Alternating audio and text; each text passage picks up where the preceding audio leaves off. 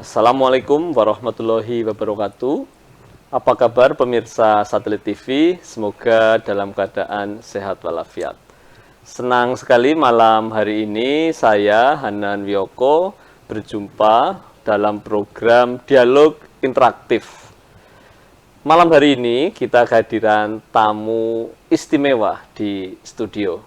Telah hadir dua orang pimpinan komisioner dari Komisi Penyiaran Indonesia Daerah Provinsi Jawa Tengah atau disingkat KPID.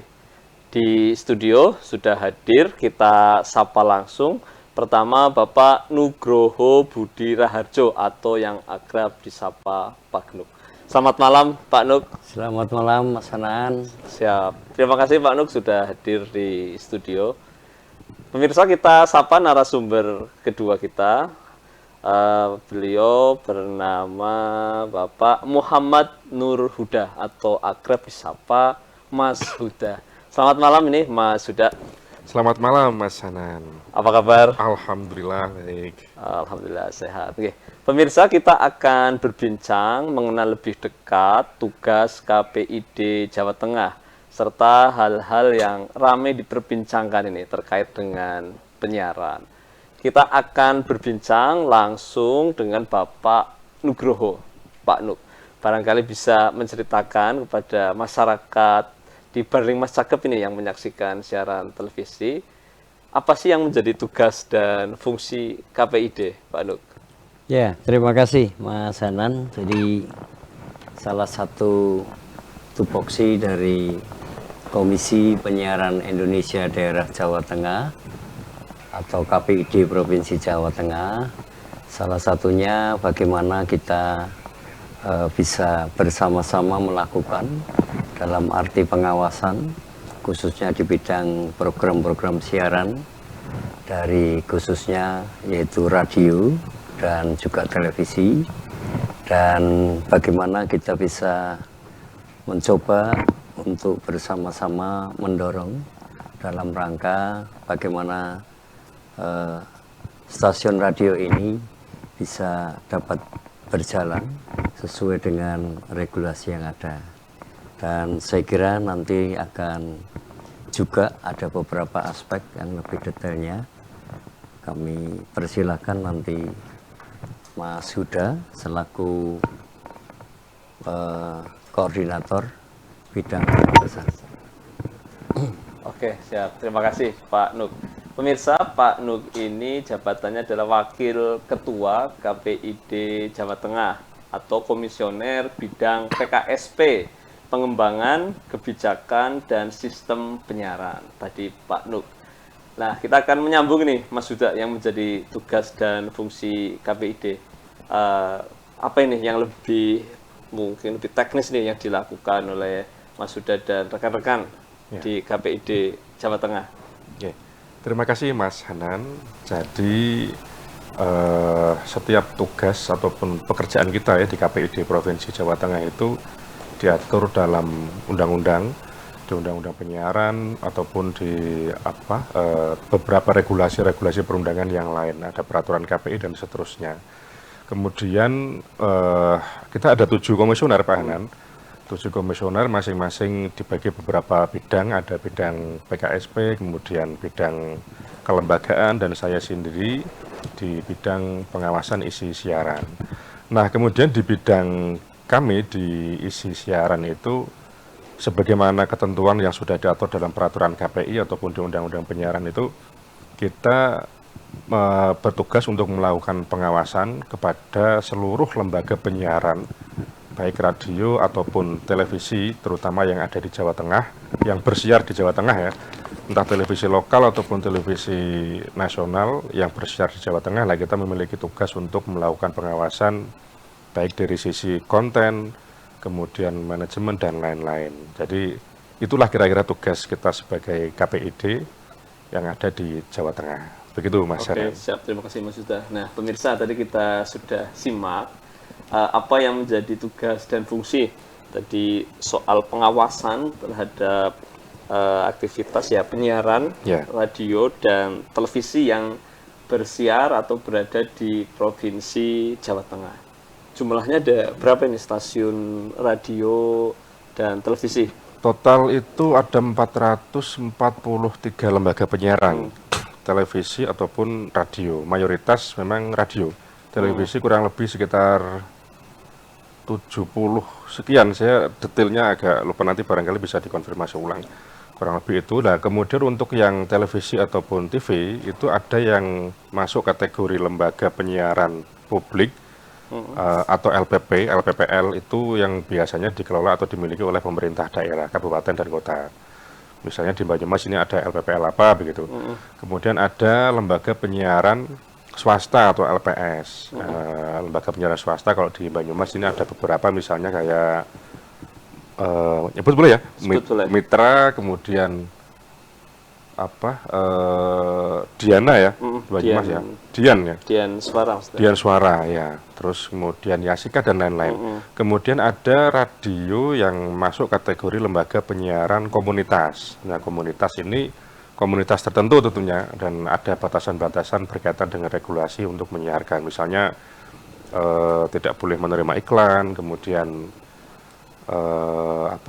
frekuensinya dibatasi dan seterusnya. Itu sudah ada regulasi yang diatur dalam perundangan yang ada di Indonesia. Begitu Pak Hanan. Oke, siap. Terima kasih Mas Huda. Nah, pemirsa, tadi kita sudah mendengar dan mengetahui ternyata keberadaan radio, terus keberadaan televisi lokal ini terpantau ini, tersiar, sehingga kontennya tentu menjadi atensi ya dari tugas KPID ya, Pak Huda dan Pak Nuk ya. Betul.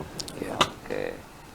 Ternyata, dan kita tahu tadi cukup banyak ya keberadaan radio di Jawa Tengah ini, sekitar 443 ini kurang lebih, dan 70 untuk televisi lokal.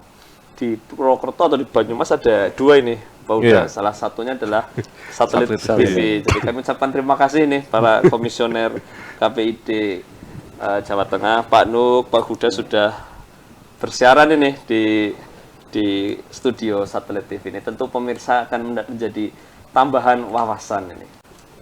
Dan ya inilah sebagai lembaga penyiaran swasta berarti ya, lembaga penyiaran swasta, satelit TV memang turut mendorong, mengembangkan potensi daerah, mendorong dan memajukan melalui peran kami nih Pak Huda dan Pak Nuk, agar bisa berperan ini ke mensiarkan, terus mempublikasikan kegiatan-kegiatan atau potensi-potensi daerah.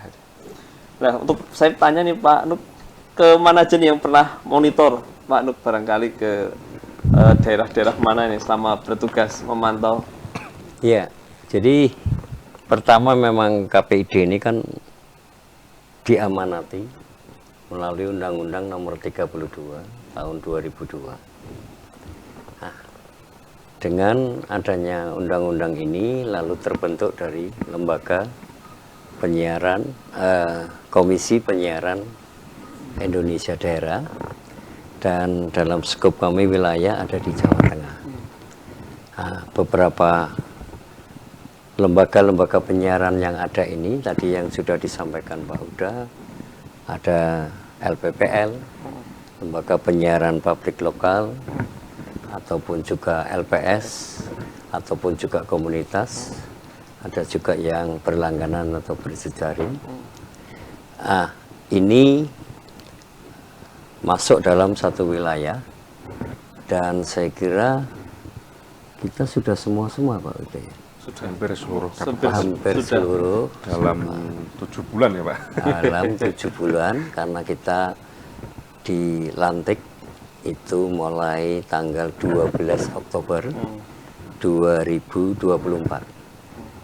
Nah, ini kita bekerja dengan, kita bagi dalam komisioner ini biasanya dengan 3 tim, lalu akan menuju ke daerah yang ada di Jawa Tengah ini.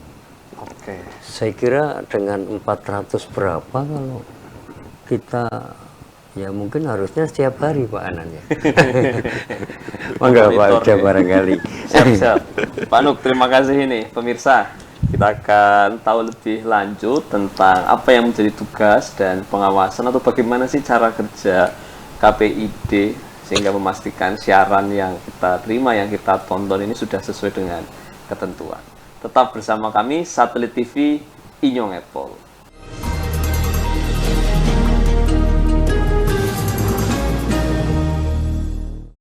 Pemirsa, kita lanjutkan lagi dialog interaktif membincang tantangan lembaga penyiaran di era digital bersama Komisi Penyiaran Indonesia Daerah Provinsi Jawa Tengah. Di studio sudah hadir 2 orang narasumber, Bapak Nugroho Budi Raharjo atau yang akrab sapa Pak Nub. Beliau adalah Wakil Ketua KPID Jawa Tengah, dan Bapak Muhammad Nur Huda, Koordinator Bidang Pengawasan Isi Siaran. Kita akan membahas bagaimana sih teknis dilakukannya monitoring atau pengawasan yang dilakukan oleh KPID. Kita ingin tanya Mas Huda ini, masyarakat tentu ingin tahu nih, bagaimana sih teknis melakukan pengawasan kepada tadi lembaga penyiaran swasta maupun LPPL dan yang tadi komunitas maupun berjejaring. Oke, terima kasih Mas Hanan. Jadi untuk teknis pengawasan kita itu memiliki tim pemantau Pak Hanan di di kantor di sekretariat kita itu di Semarang. Seluruh lembaga penyiaran terpantau dalam waktu 24 jam. 24 jam non-stop. Meskipun memang tidak seluruhnya dari sekian ratus itu. Kita memantau itu beberapa lembaga penyiaran televisi ataupun radio. Biasanya kita melakukan random, misalnya hari tertentu di daerah mana, dan seterusnya. Karena kalau misalnya kita kok satu waktu menjangkau seluruhnya kok kayaknya mustahil.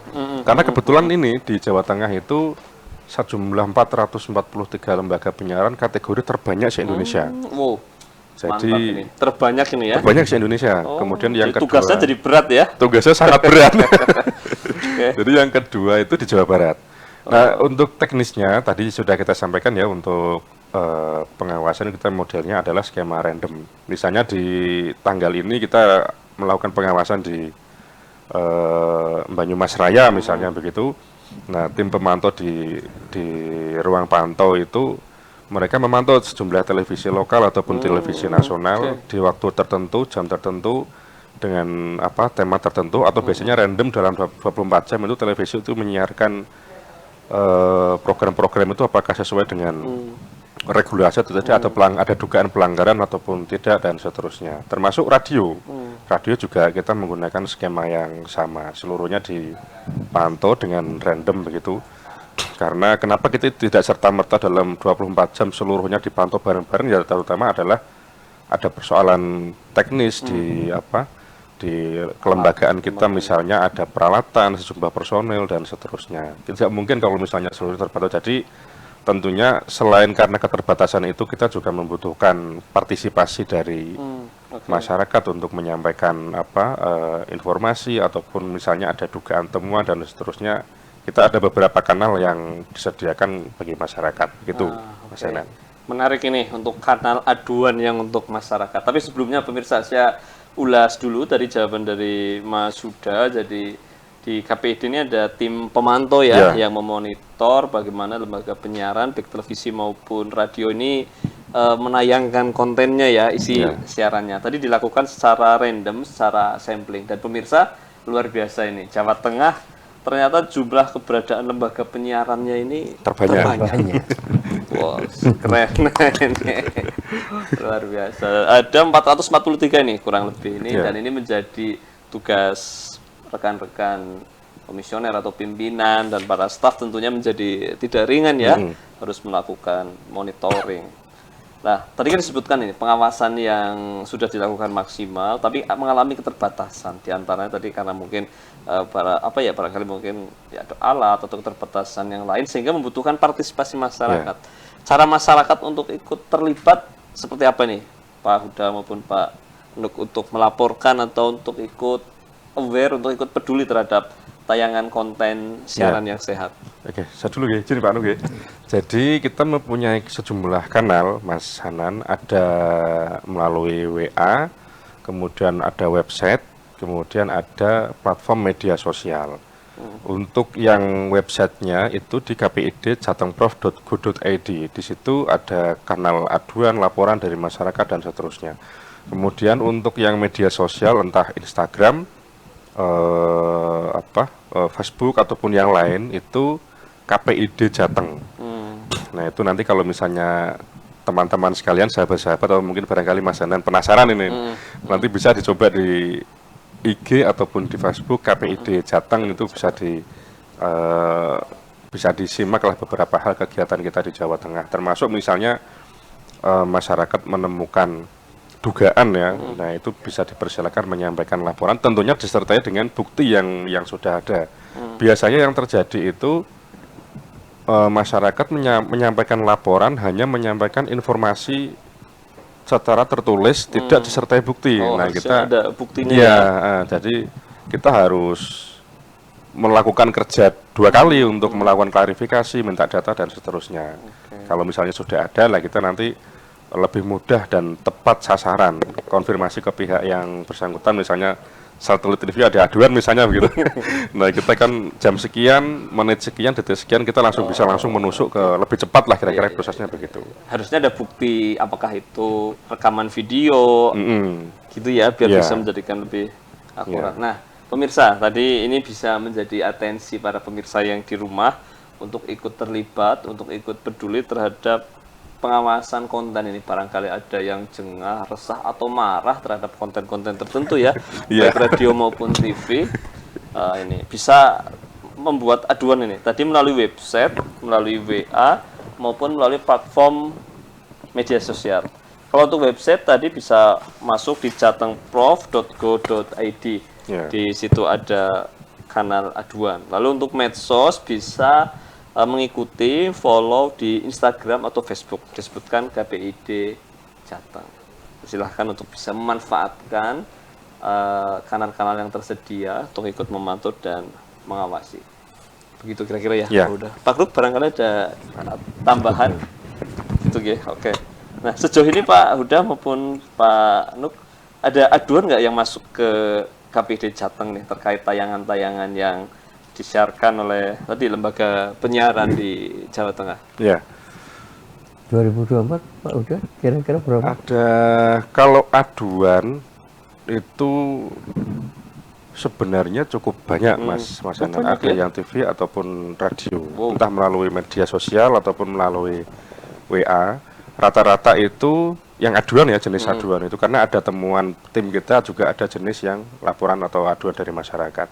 Nah, yang aduan itu biasanya disampaikan melalui WA ataupun di platform media sosial kita. Rata-rata memang radio. Radio ya. Mohon maaf teman-teman lembaga penyiaran radio ini kan. Rata-rata kan persoalan berkaitan dengan iklan obat. Itu iklan produk obat lah. Sebenarnya tidak ada larangan tentang produk obat di lembaga penyiaran radio ataupun televisi.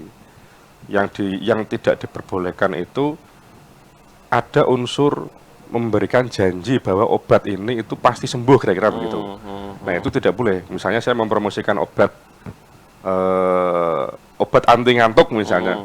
Pasti nggak ngantuk nih. Pasti nggak ngantuk nih. Nah ini tidak boleh. Jaminan kata yang pasti. Iya, yang memberikan jaminan 100% bakal sembuh atau 100% bakal bagus ketika minum obat itu, lah itu tidak boleh. Nah jadi itulah yang barangkali banyak teman-teman lembaga penyiaran sebenarnya mereka cukup memahami tentang regulasi itu, tapi yang namanya promosi itu barangkali kan pengennya lebih detail ke masyarakat, sementara kan ada menarik regulasi ya. Jadi jangan sampai bertabrakan tadi upaya cara menjual produknya dengan regulasi yang ada. Nah kemudian untuk yang jenis temuan kita di tim pemantau yang ada di KPID Provinsi Jawa Tengah itu kemarin dalam 1 tahun 2024 itu kurang lebih 1.400-an dugaan. Banget ini ya dugaannya ya. Itu khusus televisi. Khusus televisi. Ya, lokal ataupun nasional.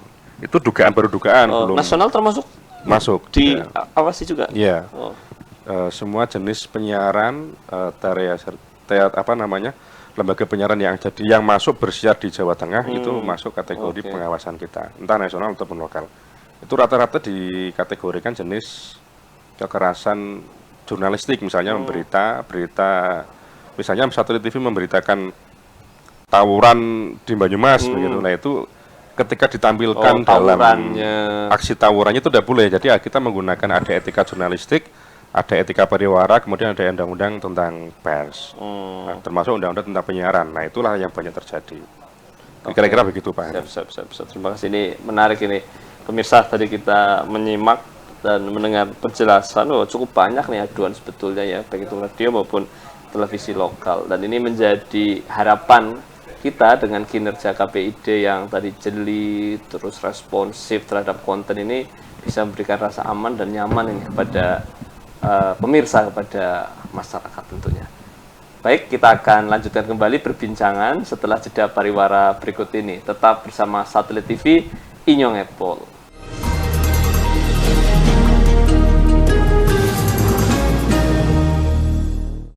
Pemirsa, kita lanjutkan kembali dialog interaktif bersama KPID Jawa Tengah dengan judul Tantangan Lembaga Penyiaran di Era Digital. Bagaimana sih nasib televisi swasta, nasib radio swasta di era digital? Kita sedang masuk ke sana bertahap pelan-pelan ini. Kita sedang membahas kegiatan KPID Jawa Tengah. Belum lama ini ada event ini di Purwokerto, mengumpulkan lembaga penyiaran di 5 kabupaten. Seperti itu ya Pak Nuk ya? Kegiatan apa itu Pak Nuk? Barangkali bisa diceritakan. Ya, yang mungkin saat ini sedang digarap oleh KPID ini adalah program stratifikasi untuk lembaga-lembaga penyiaran yang sebenarnya salah satunya adalah bagaimana untuk bisa memetakan jadi kondisi lembaga penyiaran ini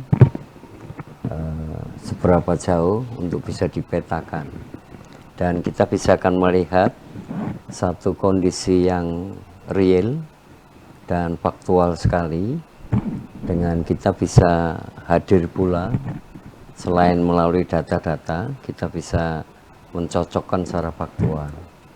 Dan berikut saya kira seperti di hari kemarin, ini lembaga penyiaran ini bisa berkumpul khususnya di Purwokerto dengan diselenggarakannya yaitu kegiatan peningkatan kapasitas sumber daya manusia penyiaran, yang ya seperti halnya bagaimana kita meningkatkan kapasitasnya, kalau mungkin bisa dengan kayak bintek dan sebagainya.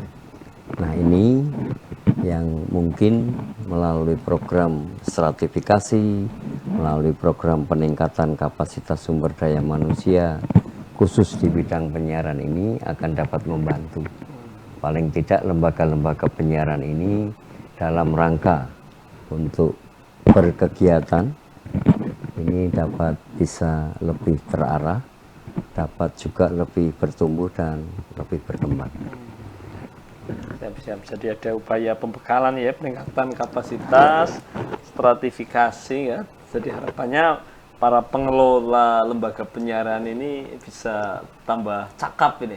Apalagi di tantangan era digital ini, Pak Huda dan Pak Nuk, barangkali ini tantangannya lebih dinamis ya, apalagi berhadapan dengan lembaga penyiaran, berhadapan dengan media sosial.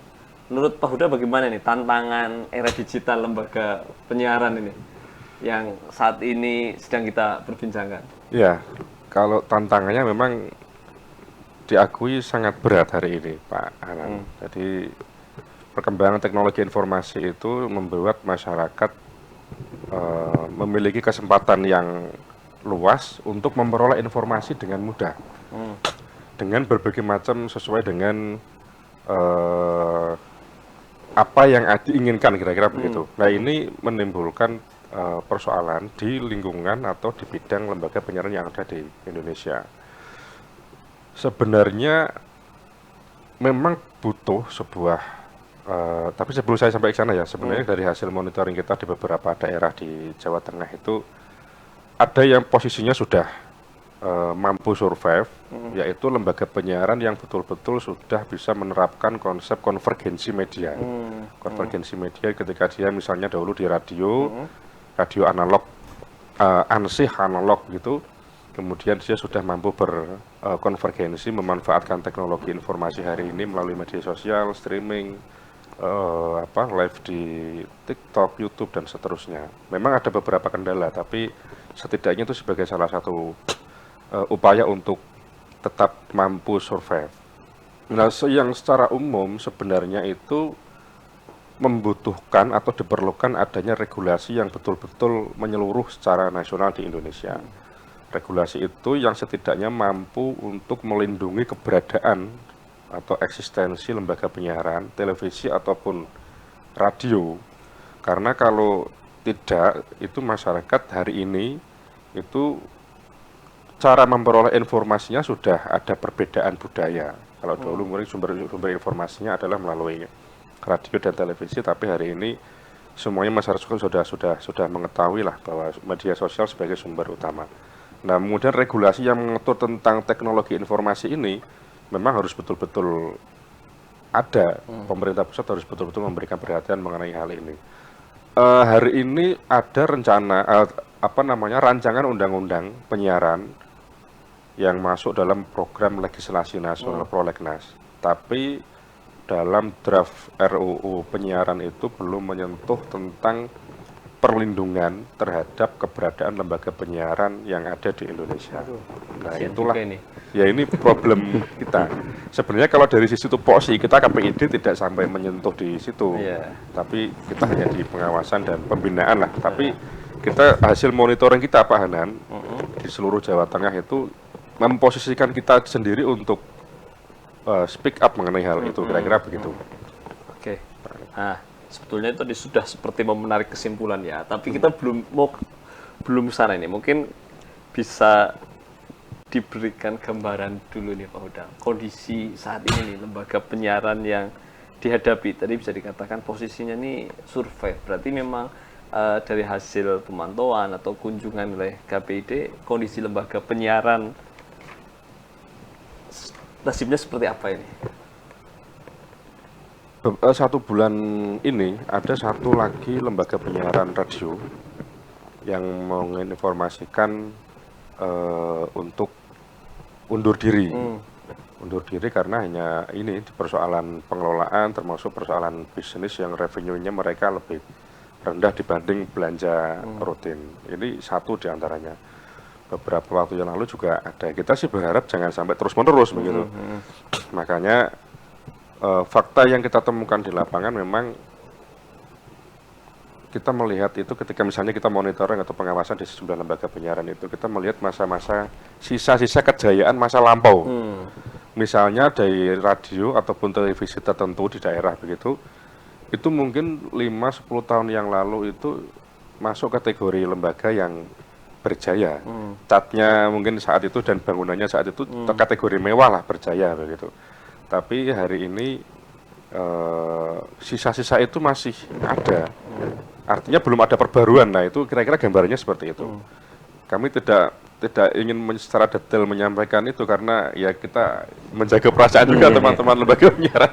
Ini kalau teman-teman yang lain kan juga kita istilahnya sering ketika kita melakukan monitoring pengawasan ke sejumlah radio dan TV di daerah itu justru kita menerima curhat dari teman-teman pengelola radio. Kira-kira begitu gambarannya Pak Anan. Termasuk kami pun pengen curhat.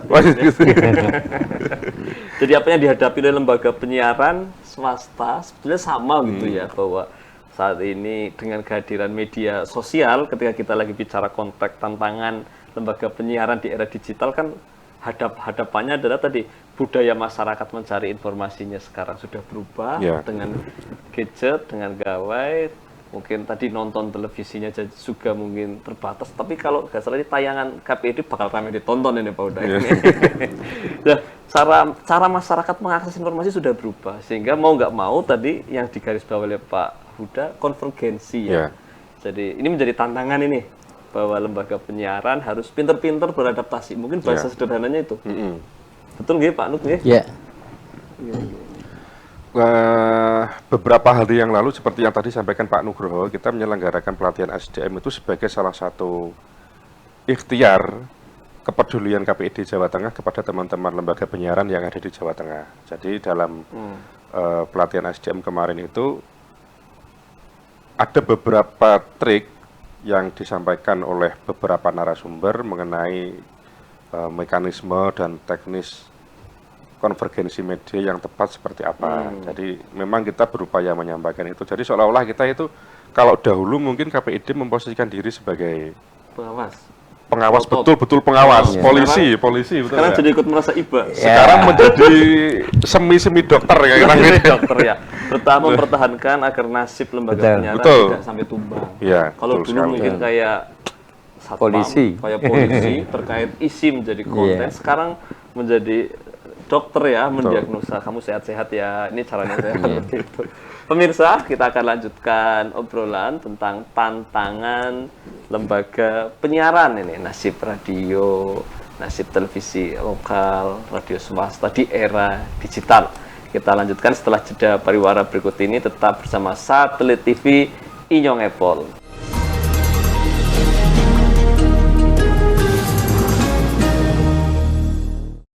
Pemirsa, kita kembali lanjutkan perbincangan menyoal keberadaan lembaga penyiaran di era digital, nasib televisi lokal, nasib radio swasta lokal di era yang saat ini digital bertarung dengan media sosial.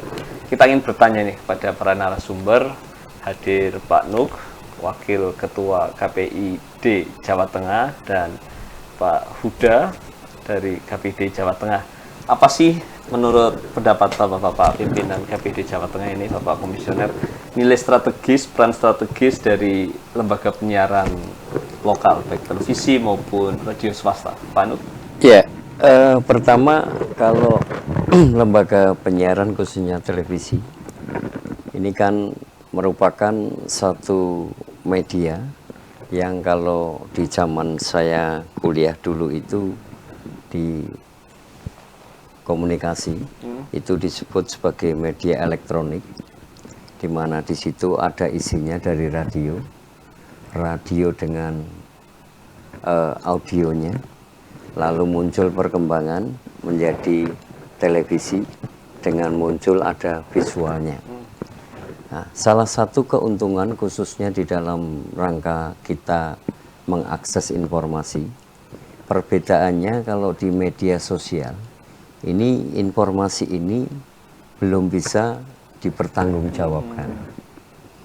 Tapi kalau di dalam pemberitaan, khususnya di media mainstream ini, itu jelas bisa dipertanggungjawabkan. Itu.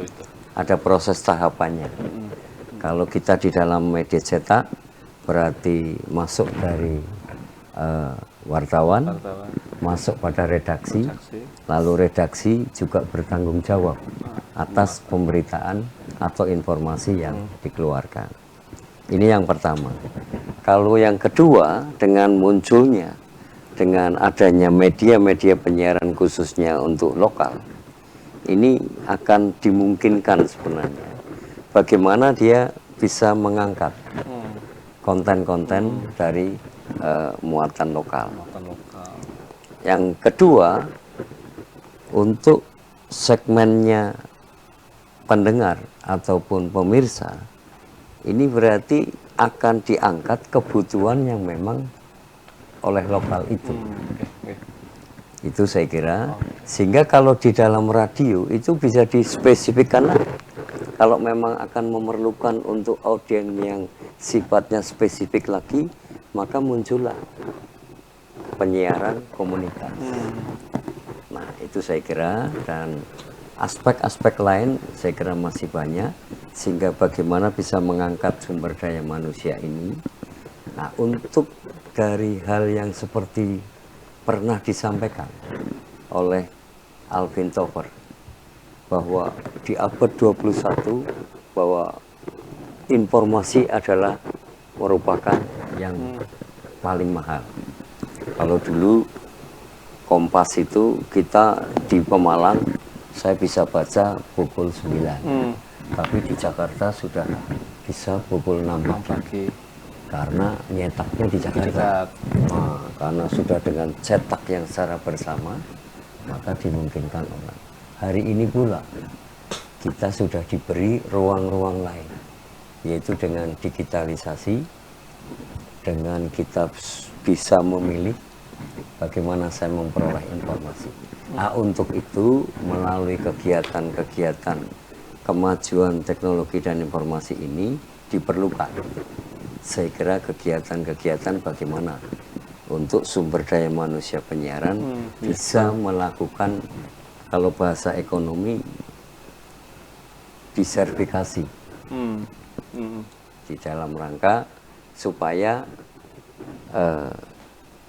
penyiaran ini dipadukan dengan cara-cara yang lain. Mungkin dipadukan tadi Pak Huda dengan medsos, dengan streaming atau radio. Itu saya kira yang bisa sampaikan, mungkin Pak Huda akan menambah di aspek-aspek lain. Siap. Nah, pemirsa, tadi yang disampaikan itu betul ya. Jadi ketika bicara nilai strategis media lokal saat ini tadi, saat yang lain bisa jadi rawan hoax, media mainstream bisa menjadi oase saat orang bingung nih. Kadang kan di medsos kita bingung ini, kadang bener nggak nih, bener nggak lah. Rujukannya kembali ke media mainstream. Khusus untuk yang lokal, radio maupun televisi lokal bisa mengedepankan tadi aspek muatan lokalnya. Di satu sisi disampaikan Pak Knuk tadi, diversifikasi atau konvergensi ini juga menjadi tantangan. Disitulah tadi KPID masuk ya untuk meningkatkan kapasitas. Seperti itu, Pak Huda. Iya, betul sekali. Lembaga penyiaran TV ataupun radio, informasi yang disajikan itu seperti yang tadi disampaikan oleh Pak Nugroho itu, masing-masing kru, personil atau pegawai atau staf ya, atau kru redaksi yang memproduksi tentang informasi ataupun hiburan yang di radio ataupun di televisi itu, mereka sudah memiliki kemampuan yang cukup mumpuni, dan termasuk juga tentang aturan-aturan regulasi yang sudah diatur dalam undang-undang penyiaran, undang-undang tentang teknologi informasi, ada tentang etika jurnalistik. Jadi produk yang dihasilkan tentu itu lebih bermutu dan bertanggung jawab dibanding dengan informasi yang beredar di media sosial. Itu nilai plusnya itu, yang pertama. Kemudian yang kedua, mungkin barangkali teman-teman, yang terutama teman-teman Gen Z ini yang barangkali belum pernah merasakan atau menikmati atau belum bisa menikmati mendengarkan radio. Saya meskipun saya ini masuk kategori Milenial. Gen Z ya. Milenial. Saya hampir setiap hari sejak dari dulu memang mendengarkan radio. Tapi di mobil biasanya.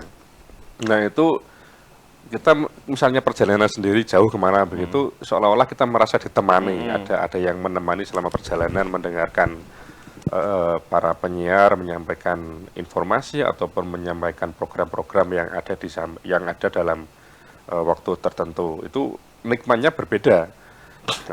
Misalnya ada kisah tentang apa dan seterusnya.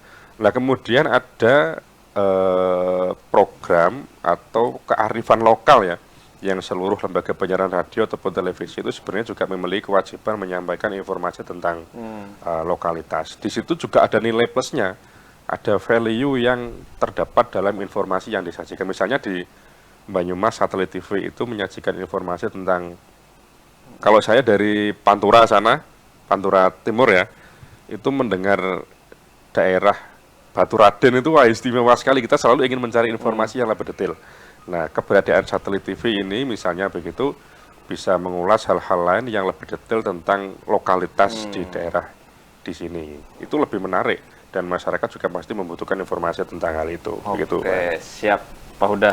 Pak Nuk, terima kasih nih memberikan semangat, motivasi bagi para penyelenggara lembaga penyiaran ini, bahwa pada satu sisi di tengah kondisi yang dari serba digital, tantangan terseok-seok zaman usaha ekonomi gitu ya, ternyata masih memiliki arti penting ya. Jadi menumbuhkan lokalitas, menumbuhkan daya tarik, sehingga orang nyetel televisi lokal, orang nyetel radio masih ada yang dicari, masih bisa memberikan manfaat, kurang lebih seperti itu. Pemirsa, tetap bersama kami Satelit TV Inyong Apple.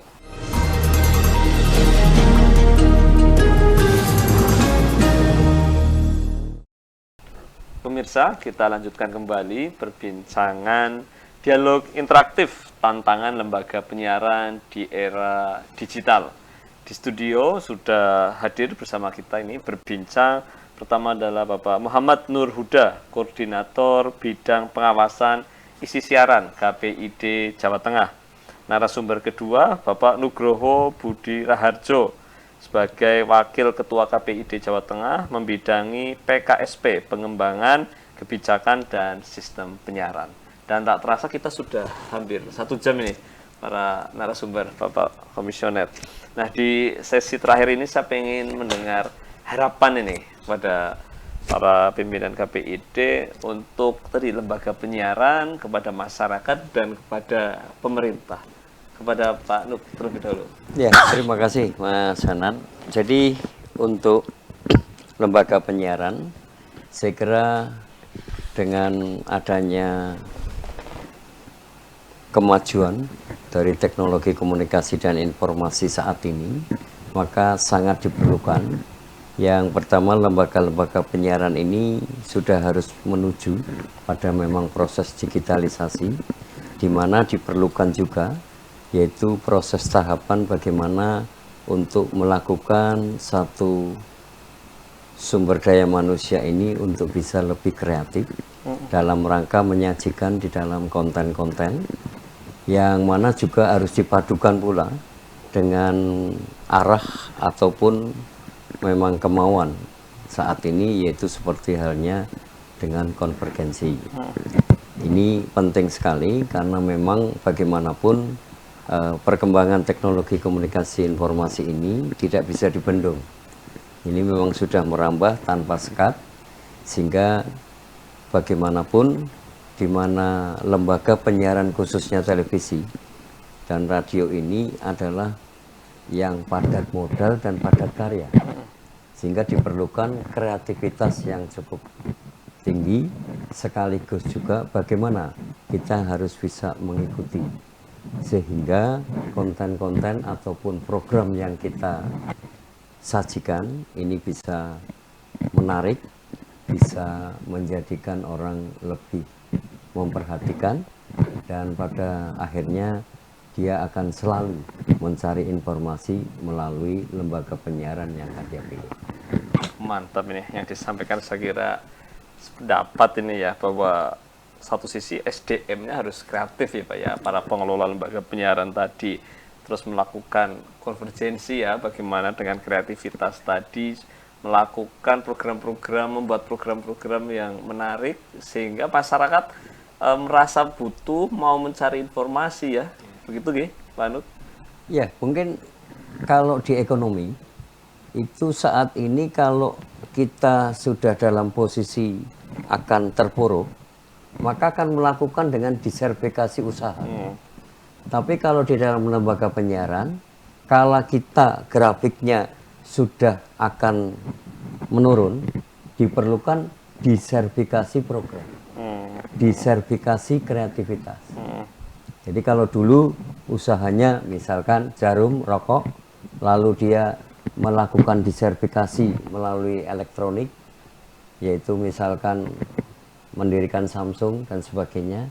Nah, sama. Saat ini kita menuju ke digitalisasi, diperlukan disertifikasi dalam program, dalam kreativitas. Sehingga dimungkinkan pada posisi lembaga penyiaran ini masih akan bisa tetap untuk dicari. Oke. Ya, itu kuncinya ini. Pemirsa, tadi sudah kita dengar ya soal kreativitas, diversifikasi sebagai upaya bertahan di era gempuran digital. Nah, beralih ke Mas Huda nih. Mas Huda, bagaimana harapan untuk pemerintah ini di era digital? Kita tahu ini ada pemangkasan atau efisiensi yang diantaranya menyasar ini ke publikasi, tentunya berdampak juga ke lembaga penyiaran. Lalu tadi soal regulasi undang-undang penyiaran ini, mungkin singkat aja, kalau panjang mungkin 1 jam lebih ini. Iya, siap Pak Anan. Jadi kalau ada 2 poin yang ingin saya sampaikan barangkali tentang tadi yang ditanyakan oleh Pak Anan. Yang pertama itu adanya kebijakan efisiensi ini ada pemahaman yang barangkali kurang pas yang dilakukan oleh pemerintah di daerah ya, ataupun lembaga-lembaga ataupun lembaga vertikal ataupun yang lain itu kebijakan terhadap media massa terutama televisi dan radio di daerah. Yang sebelumnya itu biasanya setiap tahun beberapa kali itu memiliki anggaran publikasi ke sejumlah media, itu sebenarnya juga sebagai salah satu income yang bisa diterima dan sebagai salah satu angin segar lah yang dapat diterima oleh teman-teman lembaga penyiaran radio ataupun televisi di daerah. Tapi adanya kebijakan efisiensi yang disalahpahami barangkali begitu, justru ada pemangkasan yang seluruhnya bahkan tidak ada untuk teman-teman media di daerah. Nah ini ada ketidaksepahaman realisasi dari kebijakan efisiensi itulah. Kita sih berharap pemerintah di daerah lebih cermat dalam membuat keputusan terutama tentang penganggaran publikasi ke teman-teman media. Itu yang pertama. Kemudian yang kedua, diperlukan memang adanya semacam kebijakan yang menyeluruh ya dari pemerintah pusat, karena kebijakan tentang teknologi informasi itu tidak serta-merta dibikin atau diproduksi oleh pemerintah daerah melalui perda ataupun yang lain, tapi teknologi informasi itu adalah kebijakan dari pemerintah pusat. Jadi terkhusus kita kembali menyampaikan di awal tadi, kita berupaya untuk memperjuangkan eksistensi teman-teman lembaga penyiaran televisi ataupun radio.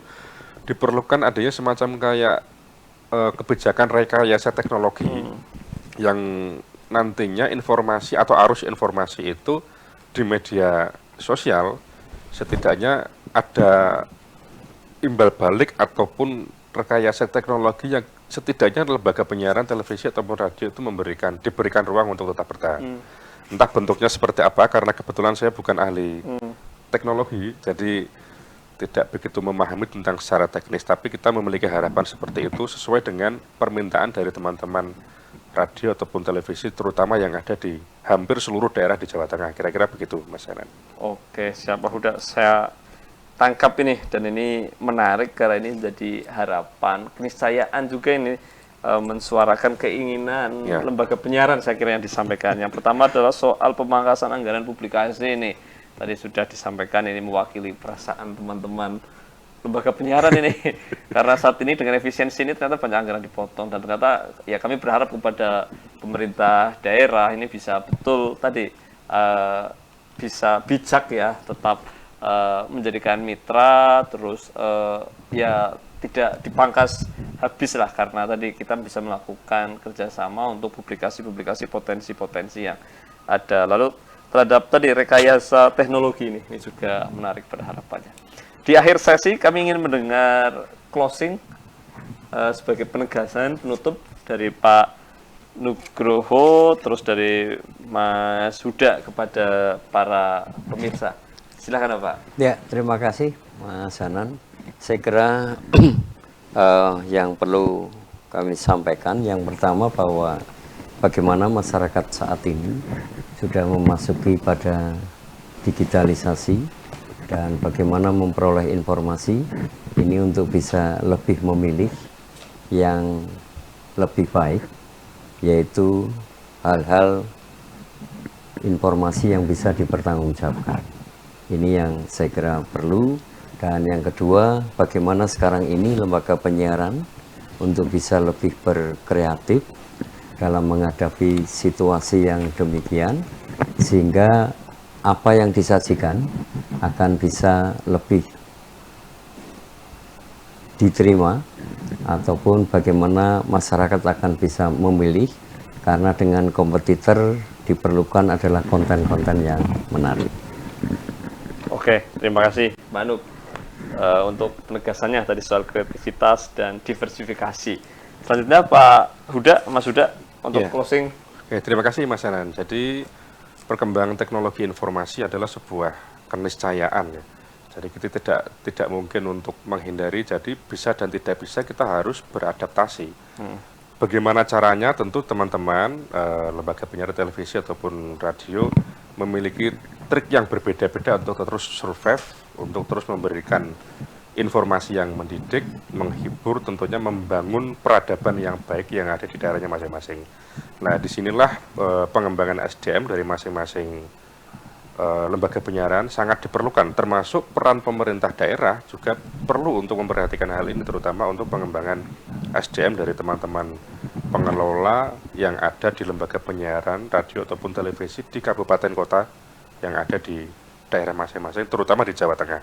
Kira-kira begitu, Mas Yana. Oke, siap. Terima kasih, Mas Huda.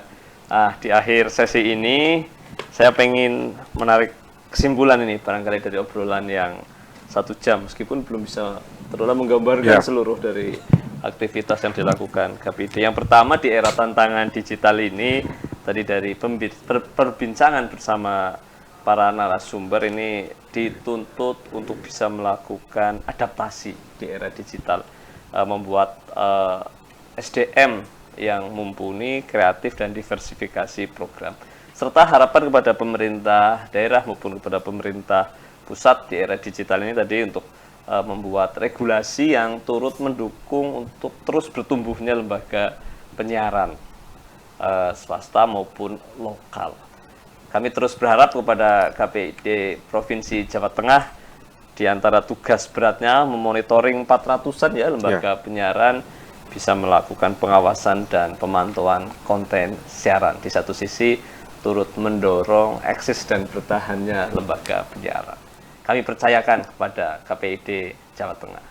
Kita tutup, kita akhiri bersama, dan kita mohon undur diri nih kepada para pemirsa, Pak Huda dan Pak Nugroho. Saya Hanan Yoko, mohon pamit undur diri bersama narasumber Bapak Huda dan Bapak Nugroho. Kita berjumpa kembali dalam segmen dialog interaktif selanjutnya. Sampai jumpa. Assalamualaikum warahmatullahi wabarakatuh. Waalaikumsalam warahmatullahi wabarakatuh. Terima kasih.